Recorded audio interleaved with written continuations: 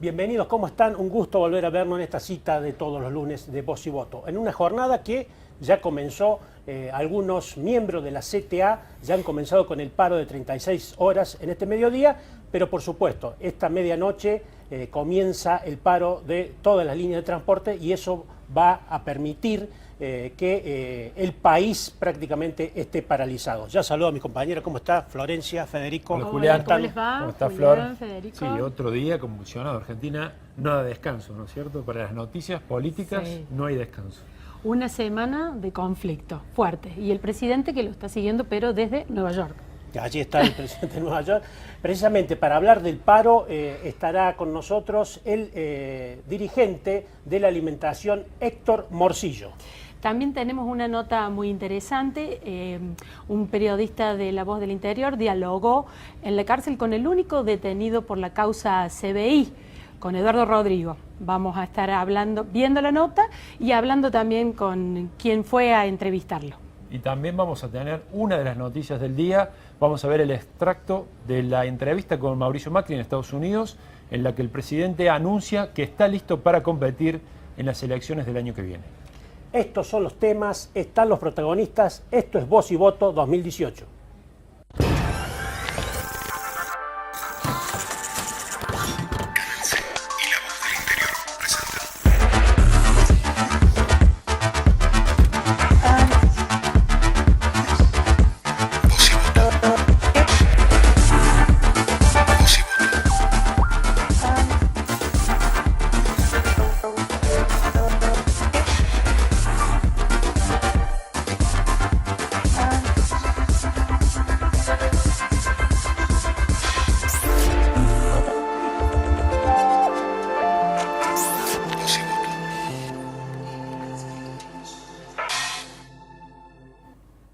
Como decíamos en la presentación, el cuarto paro que las distintas centrales obreras hacen en contra de la administración del presidente Mauricio Macri, en algunos casos ya está en marcha porque las dos centrales, la CTA, han comenzado este mediodía, pero sin duda que esta medianoche se hará sentir el paro en todo el país cuando se paralicen todas las líneas de transporte. Para hablar de esta cuestión ya me acompaña Héctor Morcillo, dirigente del gremio de alimentación y también secretario gremial de la CGT Regional Córdoba, la CGT que más gremios aglutina aquí en la provincia de Córdoba. ¿Cómo le va, Morcillo? Muy bien, Julián, ¿cómo le va? Bueno, el tema de la paralización de todas las líneas de transporte prácticamente les garantiza el éxito de la medida de fuerza, ¿no? Sí, pero no solamente eso, creo que hay, ya nos sorprendió a nosotros el nivel de acatamiento que hubo en junio en el paro anterior, el nivel de adhesión de muchos compañeros que decidieron directamente no concurrir a trabajar porque se está sufriendo en carne propia la pérdida constante del poder de compra de los salarios, la inflación que está absolutamente descontrolada y todos los motivos que dieron origen a esta medida de fuerza. Pero sin duda creo que el paro va a ser contundente mañana, no solamente por el transporte, sino porque hay una necesidad del conjunto de los trabajadores de expresar la necesidad de que cambie esta política económica, ¿no? Morcillo, parece una encrucijada, ¿no? Sí. Sin duda que el contexto marca que están los motivos para hacer una medida de fuerza, alta inflación, pérdida del poder adquisitivo de los trabajadores, pero también está la cuestión que el día miércoles, cuando termine el paro, el gobierno ya ha dicho que no va a cambiar el rumbo de su plan económico. Bueno, si el gobierno insiste en esta tesitura, sin duda se va a agravar el nivel de conflictividad social, porque no solamente hay reivindicaciones que tienen que ver con lo económico, sino fundamentalmente que hay una cuestión que nos está preocupando mucho y particularmente desde la CGT Regional Córdoba lo vinimos analizando ya desde hace 2 meses atrás cuando hicimos un plenario y decidimos hacer un relevamiento de las distintas actividades en la provincia de Córdoba, en el área de los servicios, en el área del sector público y en el área de la industria, y vemos que cuando cada una de las organizaciones presentó su informe, vimos las situaciones realmente alarmantes, es decir, lo que está pasando en el cordón industrial de Córdoba, en la industria metalmecánica, en la industria automotriz, lo que pasa en nuestro sector, es decir, un sector que normalmente somos los últimos en llegar a la crisis, pero que hoy estamos en la puerta de esta crisis y avisoramos meses muy complicados, con pérdida de puestos de trabajo, con una caída en la producción muy importante y un ajuste en el sector público, en el sector de los servicios, que son las recetas de este gobierno y las recetas del Fondo Monetario, y que hasta ahora no le han resuelto el problema a la gente ni a los trabajadores. Entonces, cuando venimos de promesas de que vienen los brotes verdes, que en el segundo semestre, que el tercer trimestre, la economía, lejos de crecer, cada vez cae, los pronósticos cada vez son más alarmantes, no ya los pronósticos que puedan realizar algunos sectores interesados, sino los propios economistas del gobierno nacional y los propios economistas que toma el Banco Central como referencia para elaborar las políticas de tasa de interés, marcan a las claras que la economía no va a crecer, la economía va a decrecer, y eso los trabajadores lo vemos día a día en nuestros puestos de trabajo. Sí, cuando entramos a una planta y hay 4 líneas y solamente están produciendo 2 y el resto está acomodando caja, está pintando, está acomodando su puesto de trabajo, nos preocupa mucho, porque ya pasamos esa etapa anteriormente. Y esto generalmente termina en suspensiones y en despidos. Entonces, creemos que si el gobierno no cambia la política en lo inmediato e insiste en esta política de cada vez más ajuste, más recesión, alta inflación y un dólar imparable, que hoy ha bajado, pero que evidentemente estamos viendo claramente que acá hay una timba financiera que no la controlamos nosotros. Dice que puede aumentar la conflictividad. ¿No descartan que haya otra medida de fuerza, un paro general, antes de fin de año? Y sí, si no hay ningún cambio, si hay oídos sordos al reclamo del conjunto de los trabajadores y de las organizaciones sociales, sin duda que se va a profundizar la conflictividad, porque los que vivimos la etapa de los 90 en la industria, vemos muy claro que vamos a un camino muy parecido, y esto tarde o temprano se termina traduciendo en menos puestos de trabajo. En nuestra actividad, nosotros hemos perdido a nivel nacional en lo que va desde diciembre del año pasado hasta ahora, más de 6.000 puestos de trabajo. ¿En Córdoba? En Córdoba, afortunadamente, hemos perdido muy pocos puestos de trabajo, 15 o 20, pero esto es un trabajo permanente, diario, donde el gremio está acompañando a las empresas, está haciendo gestión entre el Ministerio de Producción, entre el Ministerio de Trabajo. Le hemos pedido una audiencia al gobernador de la provincia porque estamos muy preocupados por el futuro de la industria en nuestra provincia, ¿no? El gobernador, si bien ustedes reclaman en contra de las medidas a nivel nacional, el gobernador Schiaretti es uno de los gobernadores más dialoguistas con el gobierno nacional. ¿También el reclamo es para él? Sí, el reclamo es para que alguien se haga cargo. Es decir, a ver, los puestos de trabajo que se pierden, la industria que cae, son cordobeses, son puestos de trabajo cordobeses, son industrias cordobesas, algunas serán multinacionales, pero que tienen un fuerte impacto en nuestra provincia. Entonces creemos que el gobierno provincial también se debe hacer cargo de esta situación. Hoy creemos que es absolutamente necesario que haya políticas del Estado, un Estado proactivo, que aborde el problema del empleo en forma urgente, que aborde la necesidad de actualizar los salarios. La pérdida que ha habido del poder adquisitivo de los salarios en los últimos meses es espantosa. ¿Qué están pidiendo para compensar esa pérdida de poder adquisitivo? La reapertura inmediata de paritarias. Creo que esto cada sector podrá evaluar y analizar qué es lo que está en capacidad de negociar, pero sin duda la reapertura de las paritarias sin techos y sin condicionamientos, porque ya desde el año pasado venimos sufriendo las políticas de un Ministerio de Trabajo Nacional que le ha puesto techo permanentemente a las paritarias, que amenazaba y amenaza con no homologar los convenios colectivos que superen las pautas oficiales, que después resulta que no son pautas oficiales, desmienten. Pero evidentemente cuando uno está negociando en el Ministerio y le dicen que no puede pasar del 15, sino después no va a ser homologado. Nosotros tuvimos la suerte de que firmamos en el mes de junio y firmamos el 25,5, pero creíamos que era uno de los mejores acuerdos. Hoy ya quedó absolutamente desfasado. Es decir, acá creemos que hay que hacer un monitoreo diario, semanal, de la actividad industrial, de la actividad de servicios y de la pérdida de los salarios. Tiene que haber una política del Estado en esto. Morcillo, ustedes como dirigente gremial también tienen mucho contacto con la sociedad. Más allá del conflicto gremial, ¿ve un clima social complicado? Y máximo teniendo en cuenta que se avecina fin de año cuando generalmente los conflictos sociales se suelen agudizar. Sí, pero también veo que hay mucha madurez en la sociedad, ¿no? En eso creo que hoy nadie está buscando el conflicto por el conflicto mismo, nadie está planteando que el gobierno se vaya antes que termine el mandato, porque todos sabemos que cuando hay crisis de esta magnitud, que no solamente son económicas y terminan siendo crisis institucionales o políticas, los que pagan las peores consecuencias somos los trabajadores y el campo popular.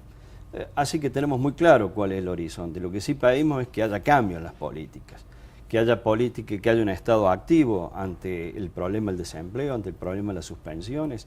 Hoy hay industrias que no pueden pagar la luz, que no pueden pagar el gas. Nosotros lo estamos viendo en nuestra actividad. Y esto significa menos temporario, menos trabajadores eventuales, menos horas de trabajo, adelantos de vacaciones. Es decir, creo que hay un gran esfuerzo del sector industrial en que la crisis no se agudice aún mucho más, pero no sabemos cuánto más va a aguantar, porque evidentemente el consumo interno no está lejos de mejorar. Hay una retracción en la demanda importantísima. Nosotros tenemos industrias que han caído en volúmenes de producción entre un 10 y un 11% en volúmenes. Las pérdidas en la descapitalización de las empresas es muy importante. Bueno, todo esto significa que se traduce en menos horas de trabajo, menos empleo y salarios bajos. Es decir, fíjese, el presidente de la Copa, el Funes de Rioja, hace 2 años cada enero venía planteando que los salarios, él ponía como ejemplo a los trabajadores de la alimentación, en términos de dólares estábamos arriba de los $1.000, que no era competitivo, que éramos los salarios más altos de la región. Hoy estamos cerca de los 400 y pico dólares. ¿Por qué no lo dice ahora, no? Es decir, acá ha habido una devaluación no solamente de la moneda, sino una devaluación de los salarios muy importante, y eso se traduce en una pérdida de compra, de poder de compra realmente alarmante, que hace que perdamos calidad de vida. Porque cuando un trabajador hoy debe destinar entre un 15 y un 20% de su ingreso a pagar energía, a pagar el gas, a pagar la electricidad, porque si no se lo cortan, si no lo pagan no se lo cortan, no son servicios que uno puede prescindir o no, tiene que pagarlo porque si no se lo cortan. Los alquileres se han aumentado una barbaridad, se está perdiendo calidad de vida. Nosotros lo vemos ya el año pasado en la capacidad de poder tener vacaciones de los trabajadores, disminuyó la calidad de vida, y hoy lo vemos en que rubros esenciales de nuestra producción, galletitas, alfajores, caramelos, no son demandados hoy por la sociedad.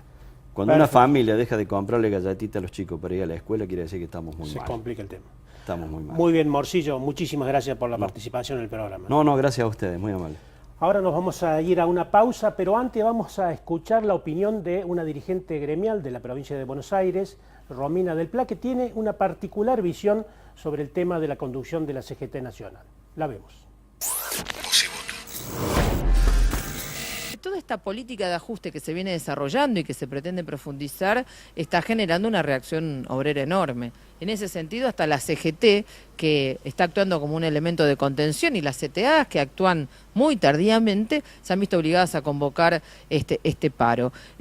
La CGT le quiere dar un carácter dominguero, pero ya se ha impuesto el carácter activo de este paro, donde los trabajadores, de la mano de las nuevas direcciones sindicales que desplazan a las burocracias, estamos colocando nuestro programa de salida a la crisis. Indudablemente, acá hay que aumentar los salarios y las jubilaciones en forma inmediata para enfrentar esta devaluación brutal que se ha comido nuestros salarios. Necesitamos enfrentar toda la política de flexibilidad laboral y de reforma laboral que viene también de la mano del presupuesto, los despidos en el Estado, la desocupación, que es el indicador más creciente, y todo eso lo vamos a enfrentar con un plan de lucha. Por lo tanto, desde nuestra opinión, este paro de 24 y 25, porque en los hechos se ha convertido en muchos gremios en un paro de 48 horas, tiene que ser un capítulo de un plan de lucha a fondo que derrote este plan de ajuste de Macri, de los gobernadores y del FMI.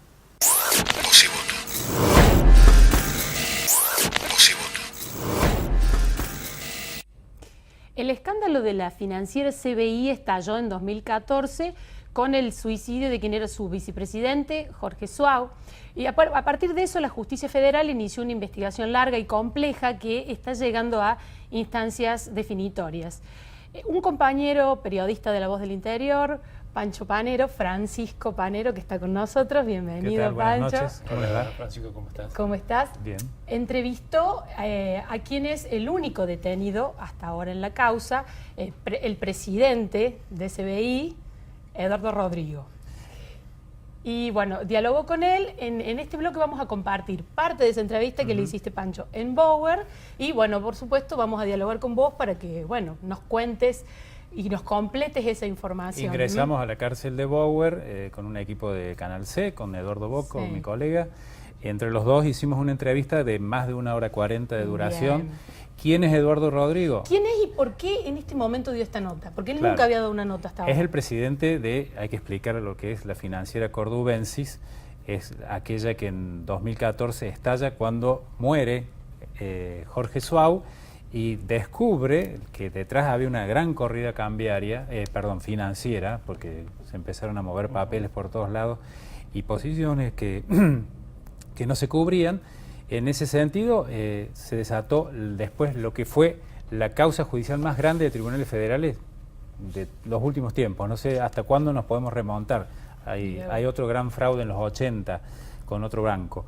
Pero queda preso Rodrigo a la espera de este juicio, que es lo que vos me preguntabas, que va a ser un antes y un después en un delito que aún no se ha juzgado nunca desde la reforma al Código Penal, que es en el año 2012, la intermediación financiera no autorizada. Lo que hacen algunas financieras o mesas de dinero, tomar dinero y prestarlo. Esto no se puede hacer, esto lo hacen solamente los bancos. Que se denomina usualmente o se presta cuevas o se toma. mesas de dinero. Claro. Y te decía, ¿por qué en este momento él da una nota? Él da una nota porque se aproxima el juicio, porque tiene una prisión preventiva prolongada ya casi 1 año y en diciembre se le cumplen los 3 años, ya lo tienen que soltar. Por otro lado, la justicia está apurándose para ver si puede hacer el juicio antes de esa fecha. No va a ser sencillo, hay toda una puja de aquí hasta diciembre o hasta noviembre, cuando supuestamente hay fecha. Hay jueces recusados, hay unos trámites pendientes. Ahora la justicia está tratando de sumar la segunda parte de la experiencia a ese juicio, lo cual no va a ser sencillo en tan poco tiempo.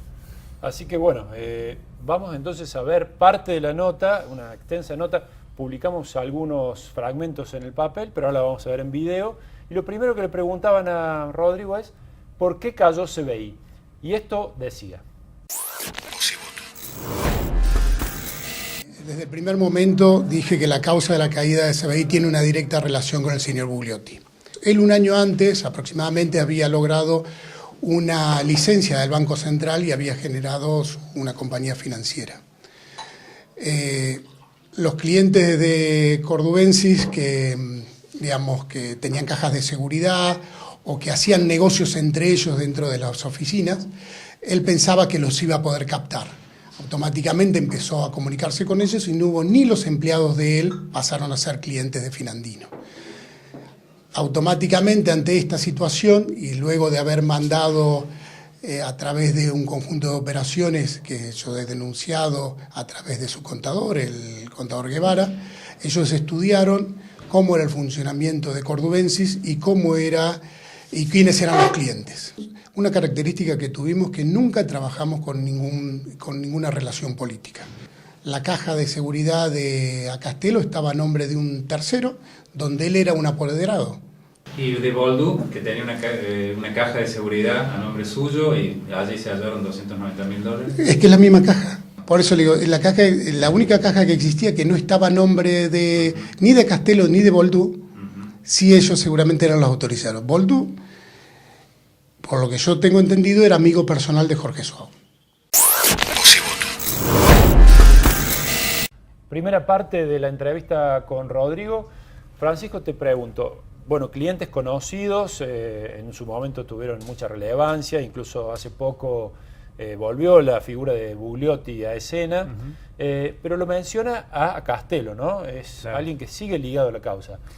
¿Por qué lo menciona en este caso, crees vos? ¿Por qué hace mención Rodrigo? Entre los clientes conocidos figuraban en la carta famosa de Suau, la supuesta carta póstuma que él dice que es falsa. Niega absolutamente toda presencia de políticos y de ricos y famosos en CBI, dice que no hay en el expediente, en cierta medida es cierto. Y dice, en cambio, que el único que figura, el que no estaba ni en la carta y el que no querían encontrar, que es Eduardo Castelo. El ex intendente de Villa María y kirchnerista más reconocido. Claro, y le quiere indilgar culpas al fiscal diciendo que él también es kirchnerista, entonces por eso no lo quería encontrar a Castelo, o que de alguna manera lo ha encubierto. La caja de seguridad fue descubierta con los $290.000, entre Boldú y Castelo tenían esa caja, y el fiscal quiso procesarlo o quiso que la justicia provincial los investigue ambos por enriquecimiento ilícito, no es un delito federal. Pero hay una apelación y vuelve de la Cámara Nacional de Casación Penal la orden de que el Senestrari investigue por lavado de activos. En la causa de la caja en por esa Cordubensis. caja, exactamente. Perfecto. Vamos a seguir ahora escuchando la entrevista que hiciste. Yo, cuando presentaba la nota, hablaba del suicidio de Suau. Vos después dijiste muerte. Bueno, un poco a eso se refiere Rodrigo en este tramo de la nota. A la vuelta te cuento. A Suau lo mataron. Yo lo único que hago es interpretar la carta. Una persona que es fundadora, ¿usted cree que puede hablar de nuestra sucursal de Villa María cuando nosotros no teníamos nada en Villa María? Que nombra a socios que no son socios, nombra a clientes que no eran clientes. Lo que quiere decir que la carta es falsa. La carta es falsa.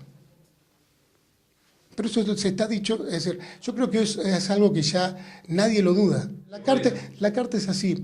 Teóricamente, él le envía a su novia un mail con él diciéndole que le está enviando este mail, que en el caso que él desaparezca, le dé una copia de este mail al doctor Senestrari y al doctor Sánchez Freites. Que ella se contradice 3 veces en la declaración, diciendo que primero se le había dado él, después que el mail lo había recibido a la mañana, después que el mail lo había recibido a la tarde. Ella tenía familiares en el movimiento de la tarjeta de transporte. Yo tengo entendido que ella es hermana de una persona que integraba la sociedad de Siemens. ¿Y puede haber algún interesado en que esa carta tuviera contenido fraguado? ¿Cuál es la hipótesis de Rodrigo? Yo creo que Jorge Suau tenía otro tipo de problemas que no tenían en relación con Cordubensis, que problemas monetarios, que cuando empezaron los problemas de Cordubensis alguien le fue a cobrar una deuda y lo que al no pagarla alguien tomó la decisión de quitarle la vida. De esta forma, a través de esta carta, se logró desviar totalmente la investigación de la muerte, que creo que de todo es lo más importante. Bueno, lo escuchamos. Él tiene su teoría al respecto de la muerte de Suau, pero ¿está probado que fue un suicidio o hay ese gris? No hay nada probado y es más, la investigación está poco avanzada. Hay muy pocas pruebas en la causa. Es una forma muy extraña de suicidarse y es una forma muy extraña de matar. No está claro cómo murió, porque muere por una inflamación de un combustible, quemado, asfixiado, no se sabe muy bien. O sea, a partir de la autopsia no hubo un pronunciamiento definitivo. No, inclusive aparentemente, bueno, la autopsia solo dice las causas eficientes de la muerte, pero no dice si fueron provocadas, si se las indujo él mismo, si lo obligaron a suicidarse. Y él desacredita esa carta póstuma, que es falsa. Eso es una prueba importante en la causa. También, él dice que se usó para desviar a alguien interesado que estaba próximo a CBI, usó para desviarla. A todo esto es lo que venimos hablando, hay que decir una sola cosa. Así como dicen en los juicios, en las películas, ningún acusado está obligado a declarar en su contra. Claro, ¿es una prueba importante esa nota póstuma en la causa? La carta de él, bueno, es la hoja de ruta de la investigación. Bien o mal se utilizó para buscar algunas pruebas, para hacer el allanamiento del servidor 2 que no se pudo encontrar. Un montón de hipótesis de esa causa se exploraron, absolutamente. Hay un personaje principal, uno de los personajes principales, que es el fiscal de la causa, Enrique Senestrari. Sí. Rodrigo también habla de él y le preguntaste si hubo intencionalidad política o hay intencionalidad política de parte de la Fiscalía en la investigación. Y esto respondía Rodrigo. Creo que en la huelga del 2013, la misma gente, cuando dice la huelga existió es real, pero los movimientos de saqueo fueron provocados. Cuando aparece Cordubensis, aparece esta carta, mi impresión es que el fiscal, quien tenía, desde mi punto de vista, buscar alguna metodología para intervenir la provincia, para que el gobierno de ellos tomase el poder sobre la provincia, pensó que el dinero de la SOT estaba acá. Entonces vienen todas las fantasías. No, ¿quién está detrás? Díganme quién. Oscar González no fue nunca a CBI. Nunca. Jamás. Político, yo no conocía a ninguna persona de la municipalidad. Yo nunca no lo conocía a Giacomino, no lo conozco a Mestre, no lo conozco a, creo que salía Ostanelli, Díaz Cardellar, tampoco. Yo no conozco a ninguno, nunca lo vi, nunca tratamos con ellos. Nosotros tratamos con Siemens. El Cordubensis no salió ningún dinero destinado para pagar una comisión, vamos a decirlo, para alguien relacionado con la política. Si usted se imagina que del 2,5 de una recaudación, con el costo logístico de que llegar 2, 3, 4, 5, 6 veces a distintos puntos de la ciudad, puede salir los fondos para destinar una comisión para políticos, es imposible. De última, si hubiese habido, será de quien tenía la comisión mayor, que era Siemens. Seguíamos viendo la entrevista con Rodrigo. Nos decías al comienzo que Rodrigo eligió hablar porque se acerca a la definición de su situación procesal.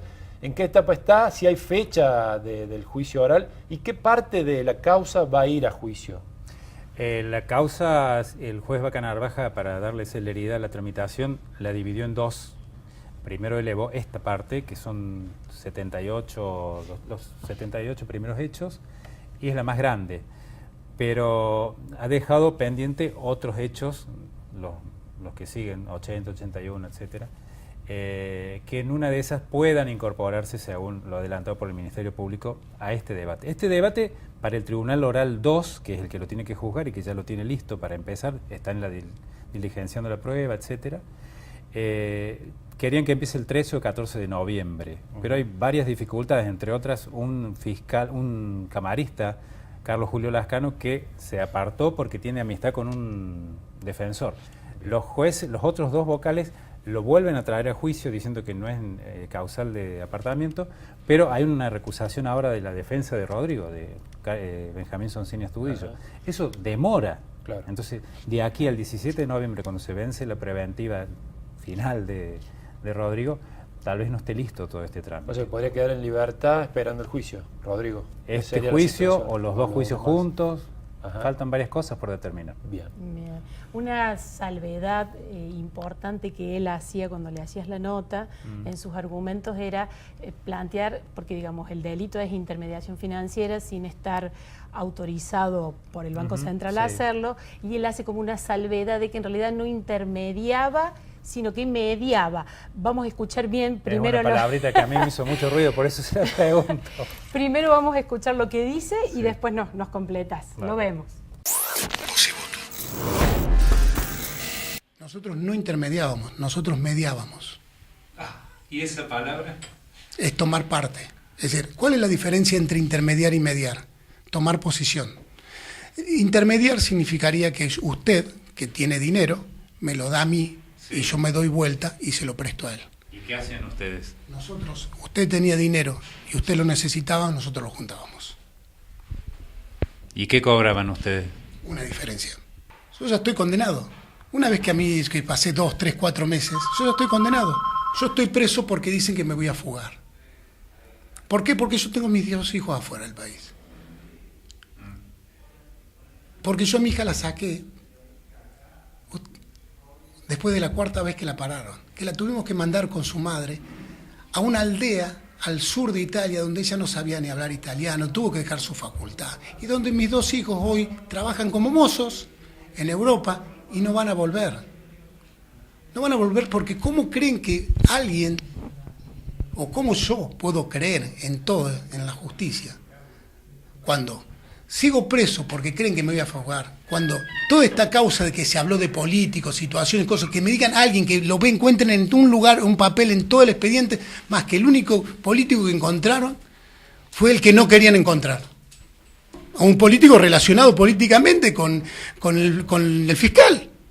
con Acastel, o el fiscal no pertenece a Justicia Legítima, y Justicia Legítima es una organización que tenía directamente relación con el Frente para la Victoria, y Acastel no era una persona directamente relacionada con el Frente para la Victoria. Bueno, él dice que mediaba, Pancho, existe algo como eso. ¿Tiene alguna chance de de defenderse con ese argumento? ¿De qué manera lo explica él? Porque jurídicamente no existe y muchos instructores y abogados se ríen.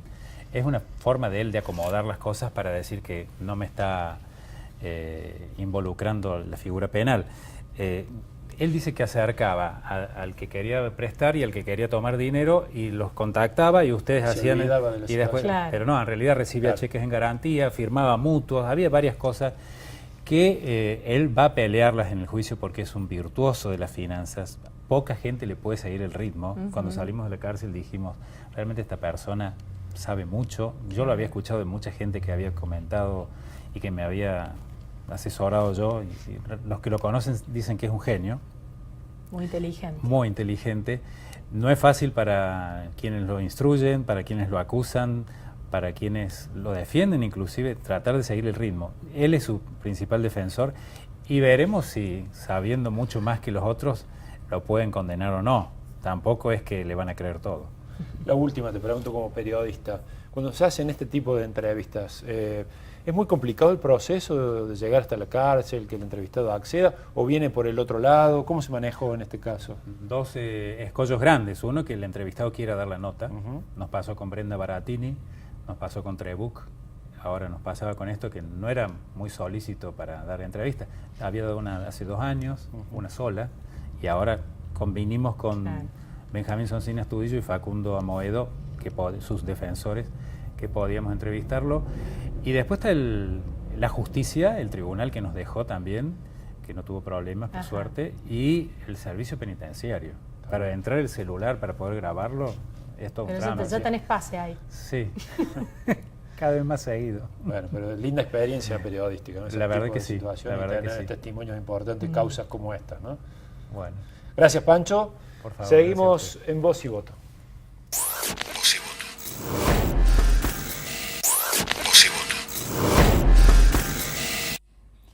El presidente Mauricio Macri está en Estados Unidos, empezó hoy sus actividades, va a participar de la Asamblea de Naciones Unidas y, entre otras actividades, dio una nota a la agencia Bloomberg que generó cierta repercusión. Exactamente. Por un lado habló de que no hay posibilidades de default, eso fue lo que dijo, va a transmitir tranquilidad, al menos esa es la intención del gobierno, para que los inversores vuelvan a confiar en el país. Pero por otro... Habló de un tema sensible y aparte lo respondió en inglés, lo que dio lugar a distintas interpretaciones. Nos referimos a su reelección. Escuchamos lo que dijo al respecto. That's why I still have a level of support that, compared with the region, is unbelievable. No? We are talking about 38 to 40% support with having done all these reforms, very painful reforms. You believe but the only way. This is the only road that will take Argentina to the future, to a great, great future. That may be the case, but will it take Mauricio Macri to a second term? And we will be there offering the Argentines to continue working together. And You're going to run? I'm ready to run. As I always said, I'm ready to run. But running on a campaign of austerity and tough measures is a difficult thing to do. It's difficult, obviously. The times are going by in Argentina are difficult, but we are building a new country. We are building a new society based in the culture of work, in the self-effort, in trying to understand that we have to improve every day, and we don't have to be stuck to any tricky tool. No, we have to tell the truth and work in that sense, and that's what I'm doing. I have been telling the truth, my citizens, from the very beginning. And this is the only way, and this is the right effort. We are doing the right effort in the right place, and the results are going to come, and the results are going to be something wonderful for us, and especially for our sons. I'm ready to run. To run. Sí, he visto cosas raras en Argentina. Run pero away, que no será. un presidente anuncie en inglés que va por la reelección de Argentina es de las más raras, ¿no? Bueno, eso sucedió esta mañana en Nueva York. Habla de la confianza también que necesita el país, Macri en Estados Unidos. Y hablamos con un consultor de la política, un hombre que sabe mucho, se llama Luciano Galup. En estas épocas de crisis funcionan mucho las redes sociales, ¿no es cierto? Exacto, se han convertido en un espacio para el activismo también, además de la exactamente. calle. Y él nos cuenta desde su experiencia qué está pasando hoy, ¿no? La primera gran crisis con Twitter y Facebook, ¿no? La gente comparte WhatsApp también, pero no es una red social propiamente dicha. Pero bueno, las noticias van y vienen, algunas cosas parecen que no son ciertas. Primero, las fake news. Exactamente, sí, primero se difunden como que son ciertas y después uno se da cuenta que no. Lo analiza de esta manera. Bueno, en principio es como la primera crisis de alta intensidad con la experiencia de tener participación ciudadana en medios sociales. Las primeras 2 semanas de la crisis más intensa, que fueron hace unos 15 días, lo que se vio fue que a partir de algunos errores, te diría estratégicos de comunicación gubernamental del oficialismo, como sobreexponer la figura de Macri en anuncios que no estaban del todo cerrados y que debilitaron en cierta medida el valor de la palabra presidencial, se veía una reacción en redes sociales del oficialismo tratando de sostener o devolver cierta autoridad a esas intervenciones. Las redes no sirven solamente como un espacio informativo, sirven como un espacio colectivo, comunitario, de interacciones y de compartir experiencias. Lo que más se busca en redes, aparte de información, es participar, dejar una opinión.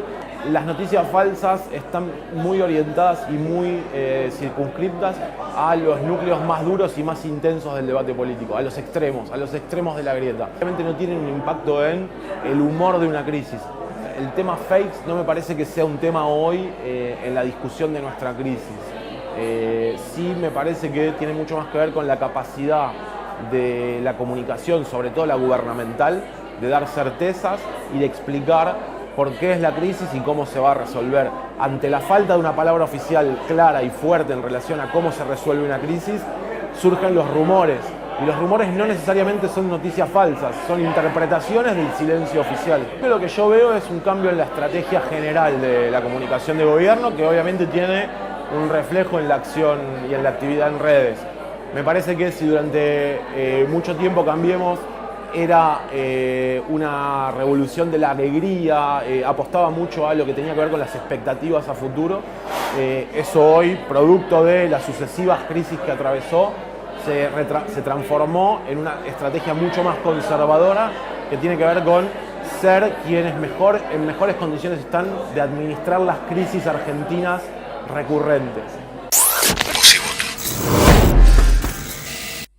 Y hablando de la coyuntura que atraviesa Cambiemos, tenemos ahora otra mirada muy lúcida al respecto, la de la intelectual Beatriz Arlo. Exactamente, que también pasó por Córdoba la semana pasada, la entrevistamos aquí y la semana pasada, por la muerte de la Sota, solo extrajimos la parte donde habló del exgobernador. Exactamente, mantuvo un diálogo con Edgardo Livinov, periodista de La Voz del Interior, y en este tramo de la entrevista ella analiza cómo han quedado posicionados después de esta tormenta financiera, cambiaria, crisis, las figuras de Macri y sobre todo de María Eugenia Vidal, que era como la gran esperanza de Cambiemos, más allá de la figura del propio presidente.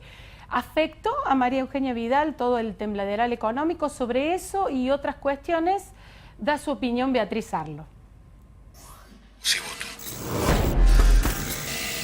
La política se ha vuelto complicada y eso hace una cierta retracción de los ciudadanos que empiezan a no sentirse representados en algo que por momentos supera sus posibilidades de comprender. Beatriz, hablabas de las provincias y a mí me hace recordar lo que decís siempre del federalismo, que lo mirás con mucho cuidado, incluso ha llegado a ser crítica con algunos dirigentes y que usan eso como una bandera sin demasiados argumentos firmes. ¿Y cómo estás viendo en este momento lo que sucede con el presupuesto? No te hago una pregunta de finanzas. Espero. Te digo que las provincias están logrando sacarle todo lo que quieren a Macri y los que están haciendo el mayor esfuerzo al parecer van a ser esta vez Vidal y Larreta. ¿Cómo ves que Macri está manejando eso? Bueno, Vidal fue de las más favorecidas en estos 3 años, que haga su esfuerzo. No, el camino a ser candidata del PRO es un camino en el cual uno tiene que aportar el esfuerzo, no solamente timbrear y recibir dinero nacional. A Vidal le sucedió exactamente lo contrario que le sucedió a Scioli, y en ese sentido Macri se muestra como un hombre más inteligente que Cristina Kirchner, solo en ese sentido, digamos. A Scioli le mezquinaron la plata. Llegaban el 15 de diciembre y no llegaba la plata para pagar los salarios, para pagar el aguinaldo de los docentes. Cristina Kirchner, en cuanto vio que Scioli podía ser una sombra carismática, con el carisma de Scioli, que hay que definir, pero algo debe tener, sí. Empezó a maltratar a la provincia de Buenos Aires de algún modo. Entonces Macri se dio cuenta que eso no le convenía a él en su posible reelección, en su aspiración a ser reelecto, ni le convenía a quienes después del 2020, si él era reelecto y no nos íbamos todos a la basura, podía ser su sucesora. Por tanto, la provincia de Buenos Aires fue mejor tratada y bueno, ahora va a tener que poner las pilas que recibió. ¿Te parece que Macri está convencido del último camino que ha tomado? No le queda otro, porque tuvo muy malos diagnósticos cuando llegó, y es incomprensible que haya tenido muy malos diagnósticos, pero la otra hipótesis es decir que fue un mentiroso. Yo cubrí para el diario Perfil el último debate presidencial. Macri ahí dijo que en 3 meses solucionaba la inflación, que el dólar no era ningún problema y que él quería pobreza cero. O los economistas que lo asesoraban carecían de toda versación económica, o él estaba mintiendo.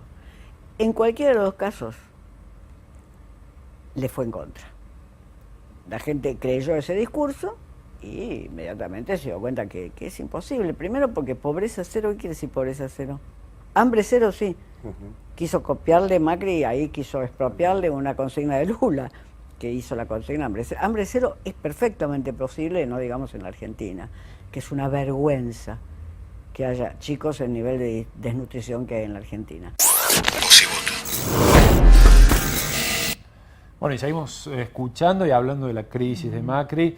Para el final de este bloque tenemos a nuestro Chumbi, que nos cuenta, con su particular mirada, quién es Carolina Stanley, una superministra ahora porque asumió muchos cargos con esta reducción del gabinete, y se habla de una posible candidatura junto a Macri, que hoy lanzó su reelección, como la posible vicepresidenta de la fórmula de Cambiemos en el 2019.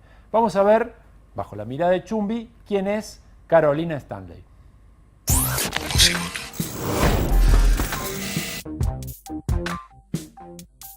En el toma y daca del nuevo Gabinete Nacional, la ministra de Desarrollo Social, Carolina Stanley, fue la gran ganadora. El poder de Stanley creció mientras Marcos Peña, Rogelio Frigerio, Nicolás Dujovne y Luis Caputo tironeaban por tener mayor influencia sobre Macri. La ministra sumó bajo su ala al Ministerio de Salud y a la poderosa Administración Nacional de Seguridad Social.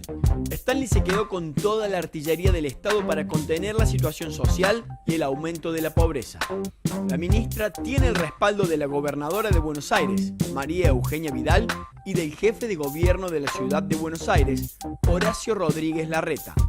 Después del recambio de ministro, Stanley quedó primera en la lista de la cual Macri espera sacar su candidato a vicepresidente el año que viene. Sin embargo, tiene varios puntos flojos para enfrentar una campaña nacional. Fue atravesada por una controversia por su patrimonio, que creció 345% en el primer año de gestión en la Casa Rosada. Pasó de un departamento de 120 metros cuadrados a una casona de 440 metros cuadrados. Pero lo más difícil para Stanley está en su horizonte y será dar respuesta social a las familias que se empobrecerán en los próximos meses.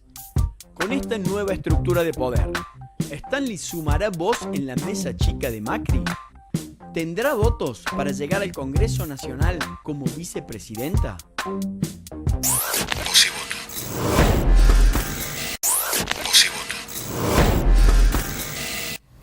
Último bloque de este Voz y Voto, el bloque del Bajo Palabra, ya relajados. Más relajado. Más Vamos a hablar de fútbol ahora, ¿no? Más relajado y de presidente también, porque ayer, entre otras cosas, se tomó un descanso para ver el River y Boca y no tuvo buenas noticias tampoco. ¿Eso es bueno o malo? Como algunos periodistas de este ¿Trae diario suerte Macri también. como Mirta o no? No o sabemos. todo lo contrario. Lo que no trae suerte a Boca Ayer- es Gallardo en el banco de River. Eso es indudable. Saludamos a nuestros colegas. A nuestros colegas, hinchas de amigos Boca. de acá de la redacción, En el señor especial algunos Rollán. compañeros. Gallero. Anímense a nombrar, anímense.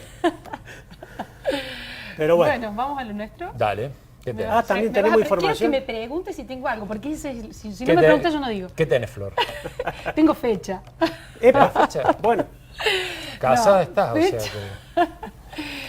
Fecha de la primera elección del 2019. Bueno, acá en este espacio hablamos mucho de la elección de Marcos Juárez, que fue este año, como una previa del calendario electoral que se precipitaba el año que viene. Bueno, ya tiene fecha la primera elección que se realiza Municipal. en 2019. Exactamente, ¿A dónde municipal.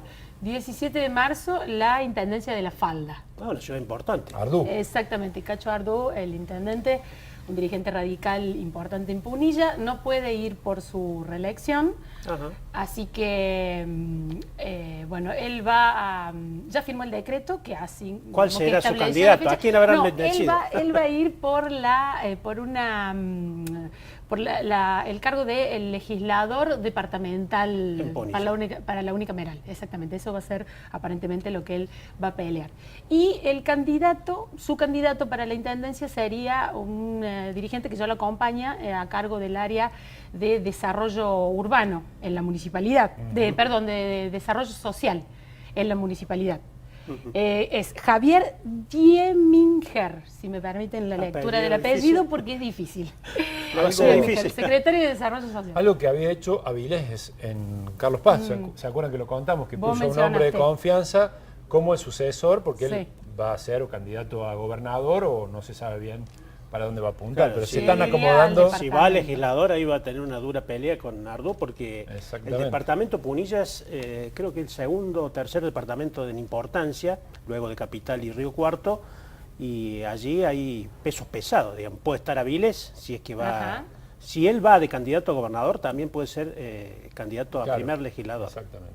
Claro. Pero hablando de elecciones municipales, el jueves pasado hubo una reunión de la mesa chica del peronismo.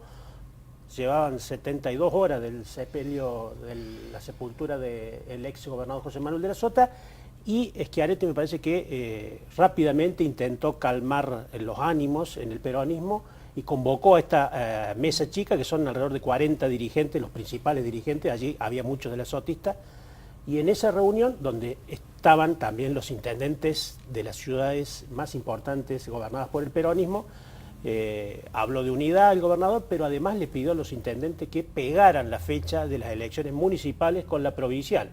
Así que va en contra de esta decisión, en este caso de este intendente radical. Hay muchos radicales que no pegan la elección municipal con la provincial, y eso favorece, porque en general la mayoría de las 260 municipios y comunas que son gobernadas por el peronismo la pegan a la elección provincial.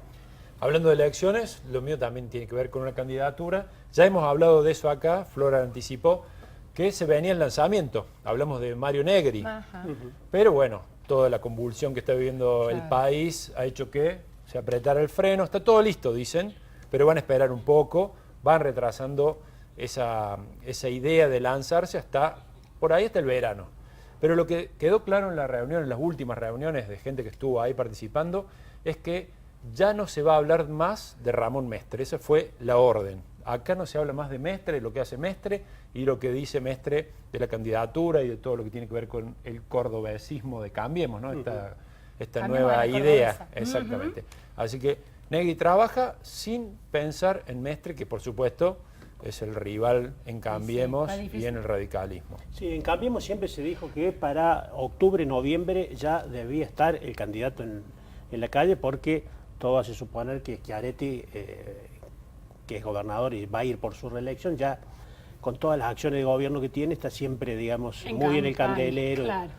Pero como vos decís, el tema de la crisis ha postergado los plazos, me parece que recién para después del verano va a tener candidato. Hay quienes dicen que sí, va a aprovechar. O por lo menos durante el verano. Van es difícil a que haya aprovechar el candidato. verano, que hay poca atención en las noticias políticas para postularse. Y además porque no quieren desgastarse hoy, ¿no? Cualquier candidato iba a tener que asumir la crisis y va a tener que poner la cara por el gobierno nacional, cosa que no es fácil, ¿no? Además tiene que apurarse, me parece, porque si bien por supuesto no hay ninguna fecha todavía programada, en el peronismo se habla mucho de junio, el tercer domingo de junio, cuarto domingo de junio como la posible fecha de la elección provincial, por lo cual Cambiemos tiene que apurar un poco los tiempos porque ya en marzo sería demasiado tarde tener un candidato en la calle. Negri no quiere, digamos, empezar a lanzarse, pero sin confrontar con Mestre, digamos, pero no va a ser. No lo va a decidir él, y no lo va a decidir él, creo, si enfrenta o no a Mestre. Sí, allí las posturas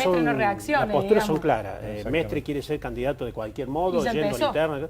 Él ya largó. Y me parece que Negri está dispuesto a ser el candidato de la unidad, es decir, que haya un acuerdo entre Mestre y todos los sectores de Cambiemos con la Casa Rosada y sea él ungido el candidato del acuerdo. Me parece que está complicado con Mestre convencerlo de no ir a una interna. Exactamente.